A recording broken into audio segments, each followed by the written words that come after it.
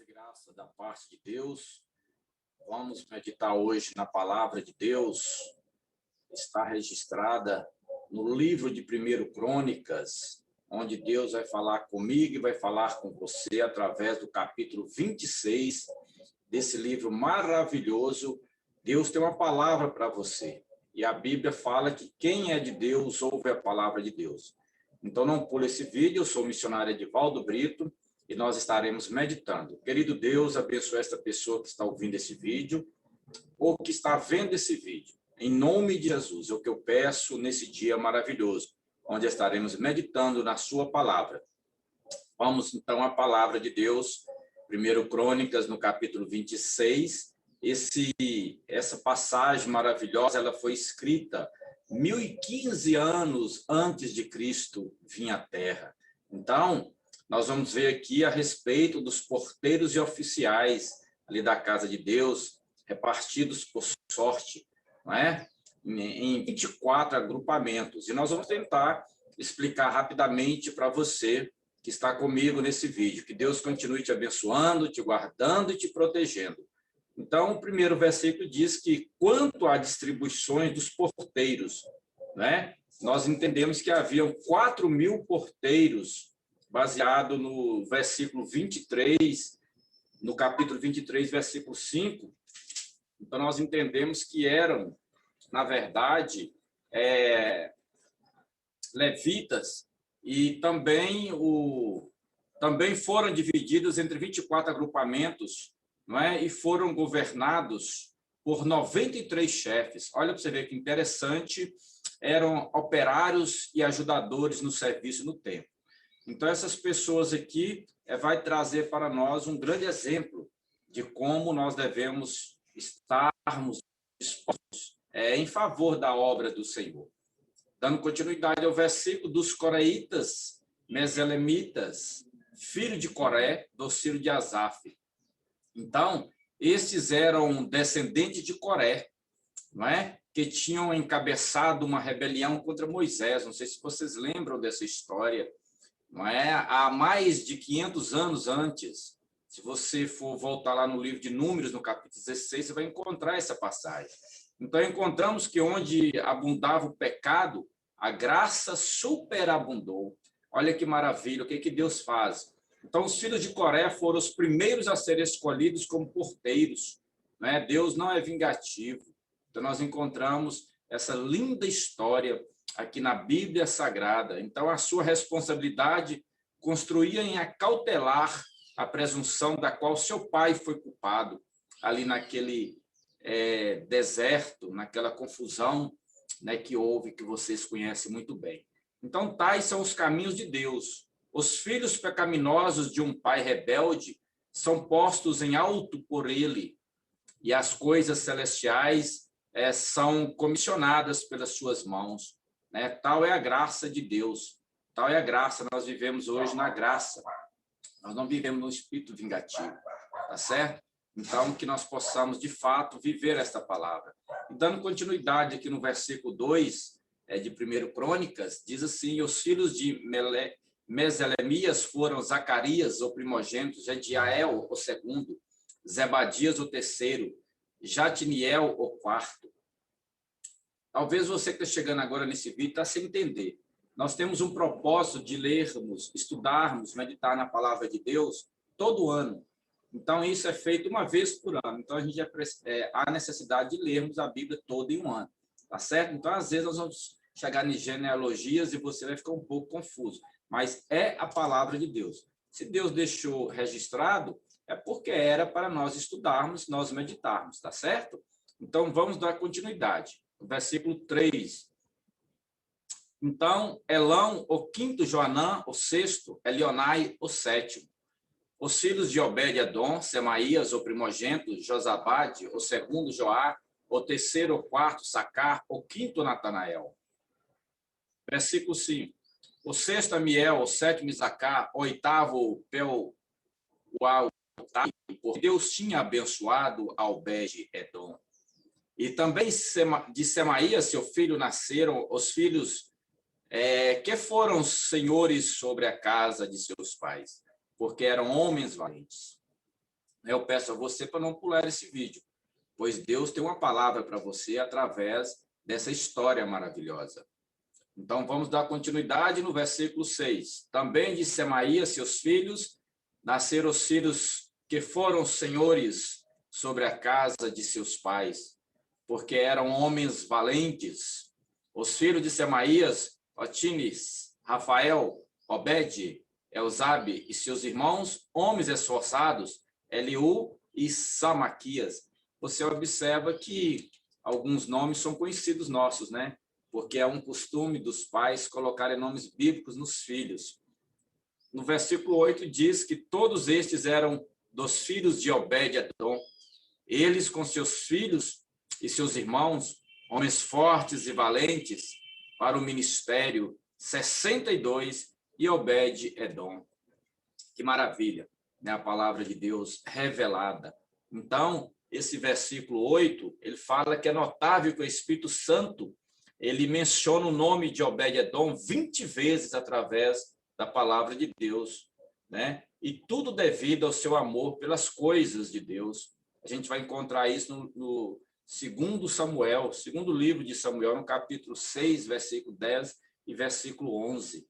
Que maravilha, né? Quando o nome da gente fica registrado. Aí eu faço uma pergunta: seu nome vai ficar registrado? Qual o legado que você, que eu, que nós estaremos deixando para os nossos filhos, nossos familiares, nossos entes queridos? Fica aí essa pergunta, responda para você. O versículo 9 diz que os filhos de Meselemias e seus irmãos, 18 homens valentes, e de Osa, dos filhos de Merari, Siri, né, o principal, embora não fosse o primogênito, todavia, seu pai o pôs para exercer a chefia. Maravilha de Deus em nossas vidas. O segundo, Ilquias, o terceiro, Tebalias, o quarto, Zacarias, todos os filhos de Osa, e seus irmãos foram 13.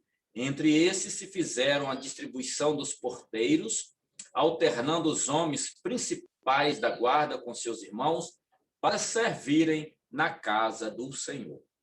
Não é? Volto a dizer, nós estamos estudando 1 Crônicas, né? Uma história muito interessante, versículo 26. Então, nós estamos falando agora, a partir do versículo 3, dos porteiros das portas. E foi lançada sorte, tanto aos pequenos como aos grandes, pelas casas de seus pais, para cada porta. E para o oriente caiu a sorte a Selemias e a Zacarias, seu filho, conselheiro entendido, lançaram nas sortes e saiu a sua sorte ao norte. E para Obed-edom, a do sul, e para seus filhos a casa de provisões. Para Supim e Rona e Rosa ao ocidente, com a porta de Selequete ao caminho da subida, uma guarda defronte à outra guarda. 6 levitas ao oriente, ao norte 4 dias, ao sul 4 por dia, e a casa de provisões de 2 em 2. Ao ocidente, em Perbar, 4 juntos ao caminho e 2 junto a Parbar. Essas são as distribuições dos porteiros, filhos dos coreitas e dos filhos de Merari. Talvez você, né, nunca leu esse capítulo e você está achando estranho, mas é a palavra de Deus. De alguma forma, há um motivo porque Deus permitiu que isso tudo ficasse registrado para os dias atuais. Não é? Que a palavra ela tem um motivo, ela vai renovando a cada dia. A palavra de Deus nunca fica velha. Aí nós vamos para o versículo 20, que diz, vai falar dos porteiros sobre os tesouros. Olha o que Deus vai falar conosco através desses versículos. E os levitas aí tinham o cargo dos tesouros da casa de Deus e dos tesouros das coisas santificadas. Ah, missionário Edivaldo, como que Deus está falando comigo? É só você pedir o Espírito Santo para te iluminar, porque a palavra já foi revelada. Aqui nós podemos tirar várias lições, responsabilidade para com a igreja, responsabilidade para com as coisas de Deus, né? Dedicação às coisas de Deus, disponibilidade para com as coisas de Deus. É uma forma de Deus estar falando comigo e com você. Analise para você ver se não tem sentido o que eu estou dizendo para você.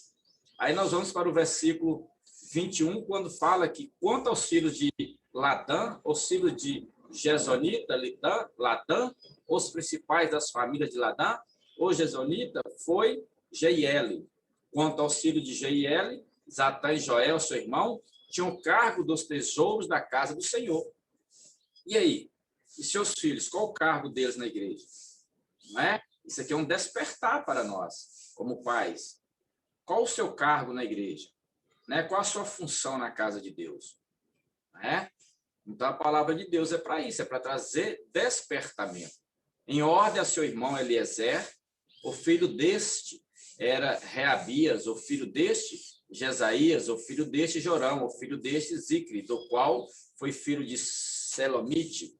Este Selomite e seus irmãos tinham cargo de todos os tesouros, de todas as coisas santificadas que tinha consagrado o rei Davi, e os príncipes das famílias, e os capitães de milhares e de centenas, e o chefe dos exércitos.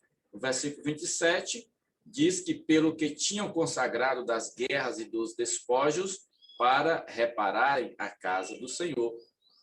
Aí eu quero me ater a este versículo e dizer para você que essa passagem chama a memória lição, muitas vezes esquecida, né, por todos nós, né, que o templo espiritual do Senhor tem de ser edificado com despojos ganhos em batalhas, né, despojos ganhos em doações, né, em sacrifícios, não é? Tem que haver trabalho e oração, né, que luta contra os espíritos malignos em lugares celestiais, tá certo? Então, é essa a analogia, a explicação deste versículo, né? Encontramos impactantes com o diabo, né? Nós vamos revoltar contra o diabo, lutar contra o diabo, não contra a igreja, não contra o pastor, não contra o missionário, não contra nosso irmão. A nossa luta é contra o inimigo de nossas almas, que é o diabo, e seus servos humanos, que nós precisamos interceder por eles, né? Para esses servos que estão sendo usados pelo inimigo. E os despojos, isto é, as almas serão ganhas para Jesus Cristo. Nós vamos tirar essas almas das garras de Satanás, que estão escravizadas, e levar para a casa de Deus. Esse é o principal objetivo nosso, como filhos de Deus, que já conhecemos a palavra. Para terminar, nós vamos partir para o versículo 28, que diz: deste modo, todas as coisas que tinha consagrado Samuel, o vidente, e Saul, filho de Quis, e Abner, filho de Ner, e Joabe, filho de Jeruías, e tudo o que qualquer havia consagrado estava sobre a mão de Selomite e de seus irmãos. Não é? Nós encontramos aqui nesse versículo 28 que os porteiros tinham de excluir o mal, e os porteiros dos tesouros tinham que guardar a riqueza espiritual. Então, tinha que ser homens também espirituais. Você que é porteiro de uma igreja, você também tem que ser espiritual, você também tem que estar intercedendo, repreendendo o mal, expulsando o mal. É uma das funções também, não é só ficar na portaria guardando, você tem que orar, nós temos que orar, né? Então, isso implica em guerra, é uma guerra que nós estamos, guerra espiritual, não contra o homem, não contra a mulher, mas guerras espirituais. Então, quando Paulo disse ao pastor, ao jovem pastor Timóteo, né, que deveria batalhar a boa milícia, ele era um porteiro dos tesouros, não é? Então, nós encontramos isso na primeira carta que Paulo escreve a Timóteo, no capítulo 1, no versículo 3, capítulo 4, versículo 20, tá certo? Então, a palavra de Deus. Deus sempre fala conosco através da palavra. Então, vamos para o final desse versículo, desse capítulo 26, e fala agora dos administradores públicos. A partir do versículo 29, diz que dos Isaritas, Kenanias e seus filhos eram governadores e juízes sobre Israel dos negócios externos. Dos Hebronitas, Esabias e seus irmãos, homens de vigor, 1.700 que governavam a Israel do outro lado do Jordão, ao ocidente em toda a obra do Senhor e no serviço do rei. Dos Hebronitas, Gerias era o principal entre os repartidos em suas linhagens por suas famílias. No ano 40 do reinado de Davi, se registraram e se acharam entre eles fortes e valentes em Jazer de Gileade. E seus irmãos, homens valentes, eram 2.700 cabeças de famílias, os quais o rei Davi constituiu sobre os Rubenitas, Gaditas e sobre a meia tribo de Manassés, para todos os negócios de Deus e os assuntos do rei. Meu amigo, minha amiga, que ficou comigo até agora, que Deus em Cristo Jesus continue te abençoando. Então, esse versículo 32, que é o último versículo do capítulo 26, diz que os termos tais como homens valentes, né, que a gente encontra muito na Bíblia, homens fortes, foram usados juntamente com a designação desses oficiais, porque temos que ser valentes na obra de Deus, temos que sermos persistentes, não é, na obra de Deus, em tudo aquilo que concerne a obra de Deus, nós precisamos sermos fortes, valentes, não é? Então, foram usados juntamente com a designação desses oficiais, então Davi chamava-os de valentes, né? Quanto aos seus oficiais administradores do reino, então nós somos administradores do reino nesse século 21. Então, isso mostra que Deus honra e recompensa a atividade apropriada, né, dos negócios como uma dedicação ao seu serviço.